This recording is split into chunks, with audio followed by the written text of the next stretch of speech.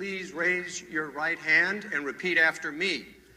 I, Donald John Trump, do solemnly swear. I, Donald John Trump, do solemnly swear that I will faithfully execute the office of President of the United States the office of President of the United States and will, to the best of my ability,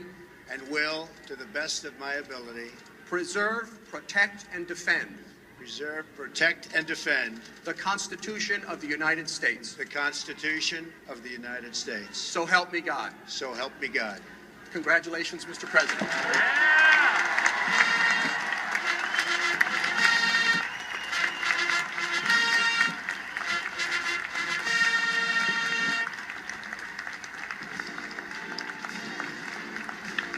Donald John Trump. Faithfully execute the office of President of the United States. The office of President of the United States. And will, to the best of my ability, preserve, protect, and defend the Constitution of the United States.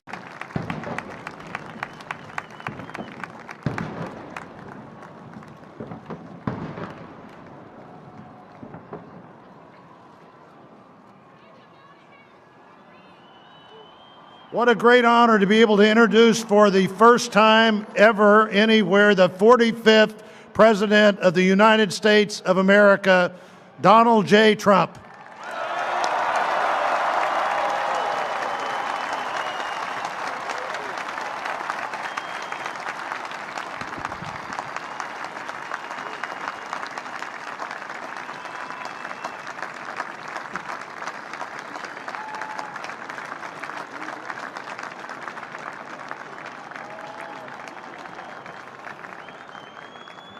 Chief Justice Roberts, President Carter, President Clinton, President Bush, President Obama, fellow Americans, and people of the world, thank you.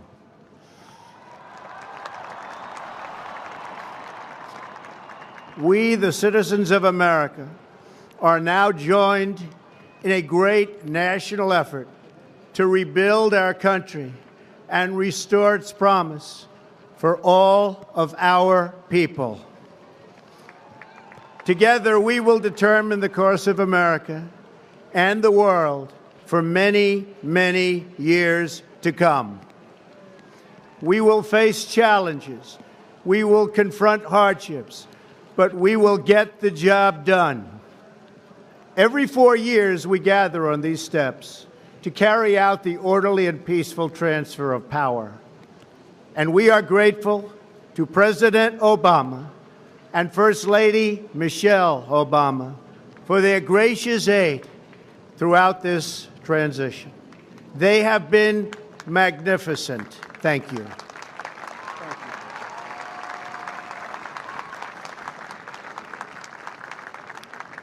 Today's ceremony, however, has very special meaning, because today we are not merely transferring power from one administration to another or from one party to another, but we are transferring power from Washington, D.C., and giving it back to you, the people.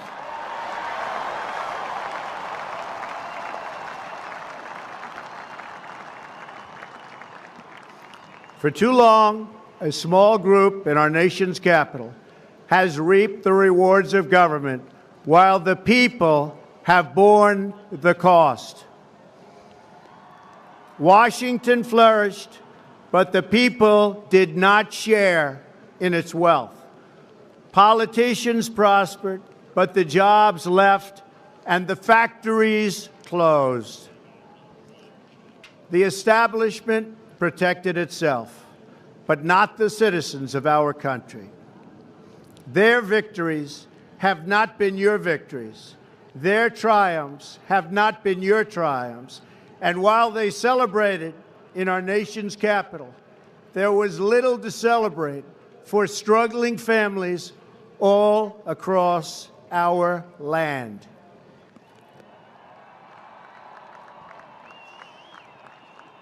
That all changes starting right here and right now, because this moment is your moment. It belongs to you.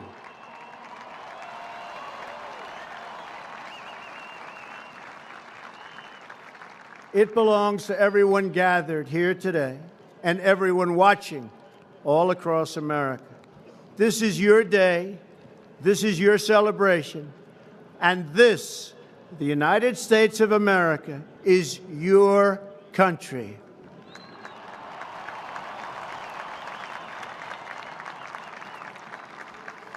What truly matters is not which party controls our government, but whether our government is controlled by the people. January 20th, 2017 will be remembered as the day the people became the rulers of this nation again.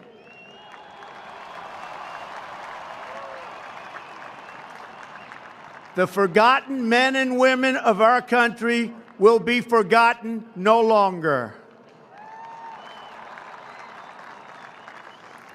Everyone is listening to you now.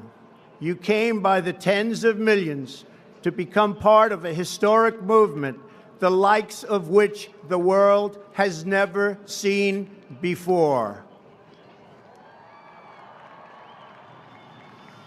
At the center of this movement is a crucial conviction that a nation exists to serve its citizens. Americans want great schools for their children, safe neighborhoods for their families, and good jobs for themselves. These are just and reasonable demands of righteous people and a righteous public.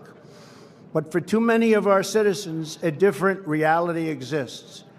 Mothers and children trapped in poverty in our inner cities, rusted out factories scattered like tombstones across the landscape of our nation, an education system flush with cash, but which leaves our young and beautiful students deprived of all knowledge, and the crime and the gangs and the drugs that have stolen too many lives and robbed our country of so much unrealized potential. This American carnage stops right here and stops right now.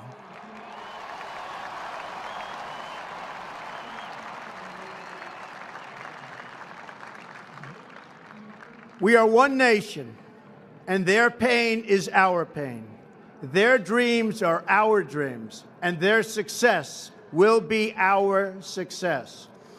We share one heart, one home, and one glorious destiny. The oath of office I take today is an oath of allegiance to all Americans.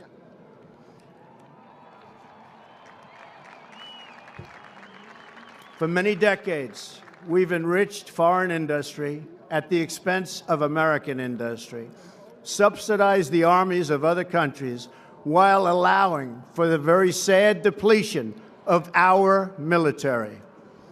We've defended other nations' borders while refusing to defend our own.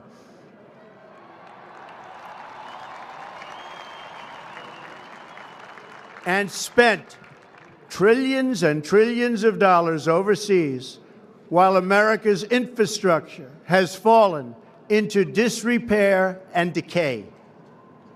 We've made other countries rich while the wealth, strength, and confidence of our country has dissipated over the horizon. One by one, the factories shuttered and left our shores, with not even a thought about the millions and millions of American workers that were left behind. The wealth of our middle class has been ripped from their homes and then redistributed all across the world. But that is the past. And now We are looking only to the future.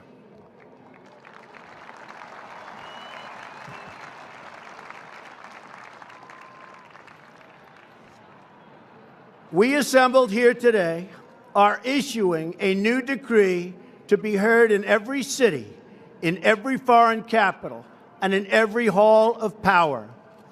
From this day forward, a new vision will govern our land. From this day forward, it's going to be only America first. America first.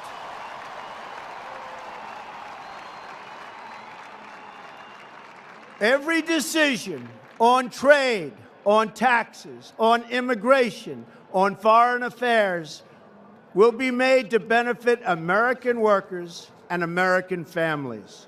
We must protect our borders from the ravages of other countries making our products, stealing our companies, and destroying our jobs.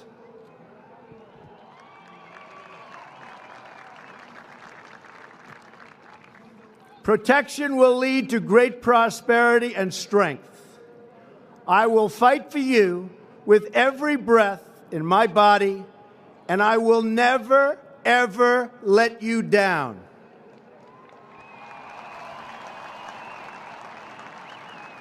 America will start winning again, winning like never before. We will bring back our jobs. We will bring back our borders. We will bring back our wealth. And we will bring back our dreams.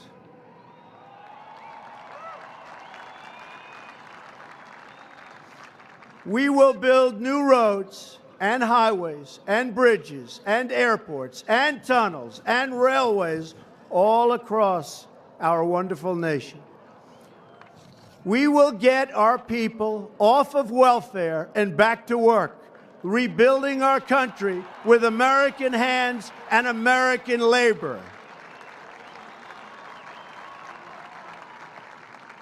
We will follow two simple rules: buy American and hire American. We will seek friendship and goodwill with the nations of the world, but we do so with the understanding that it is the right of all nations to put their own interests first. We do not seek to impose our way of life on anyone, but rather to let it shine as an example. We will shine for everyone to follow. We will reinforce old alliances and form new ones and unite the civilized world against radical Islamic terrorism, which we will eradicate completely from the face of the earth.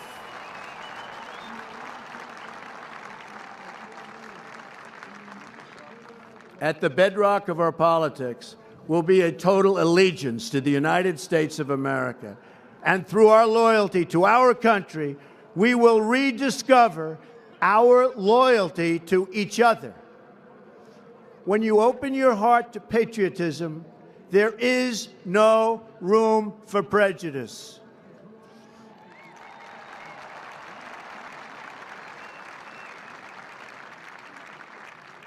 The Bible tells us how good and pleasant it is when God's people live together in unity. We must speak our minds openly, debate our disagreements honestly, but always pursue solidarity. When America is united, America is totally unstoppable.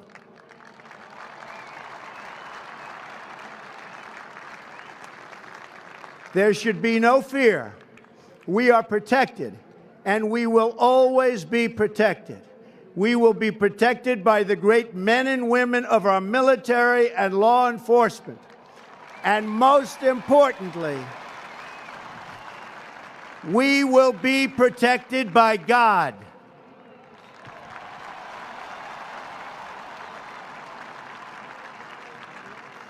Finally, We must think big and dream even bigger. In America, we understand that a nation is only living as long as it is striving. We will no longer accept politicians who are all talk and no action, constantly complaining but never doing anything about it.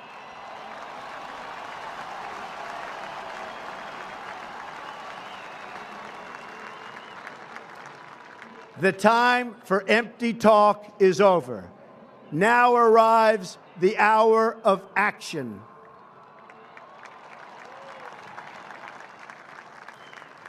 Do not allow anyone to tell you that it cannot be done. No challenge can match the heart and fight and spirit of America. We will not fail. Our country will thrive and prosper again. We stand at the birth of a new millennium, ready to unlock the mysteries of space, to free the earth from the miseries of disease, and to harness the energies, industries, and technologies of tomorrow. A new national pride will stir our souls, lift our sights, and heal our divisions.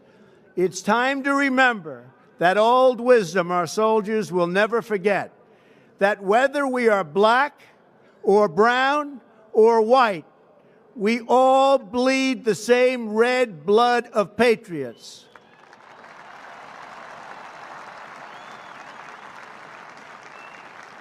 We all enjoy the same glorious freedoms, and we all salute the same great American flag.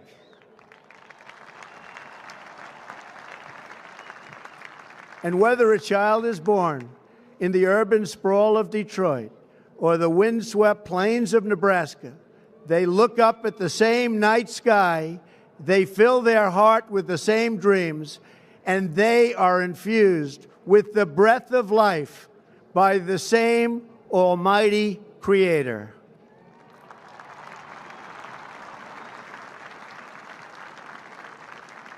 So to all Americans in every city, near and far, small and large, from mountain to mountain, from ocean to ocean, hear these words: you will never be ignored again.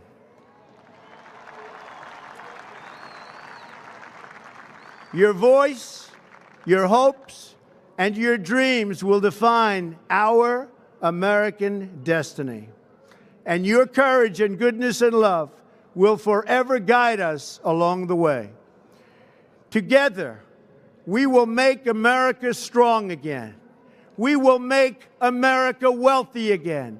We will make America proud again.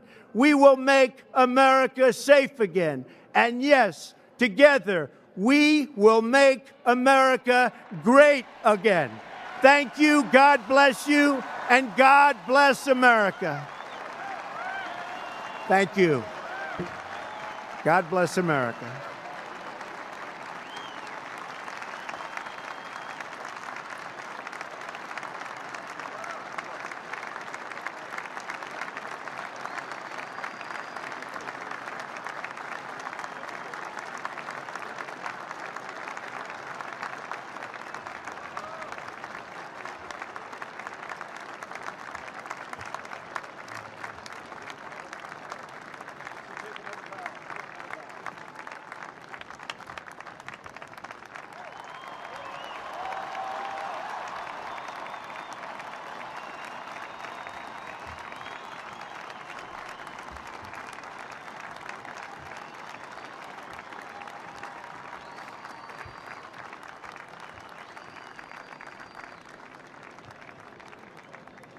At this time, I call on Rabbi Marvin Heyer, Reverend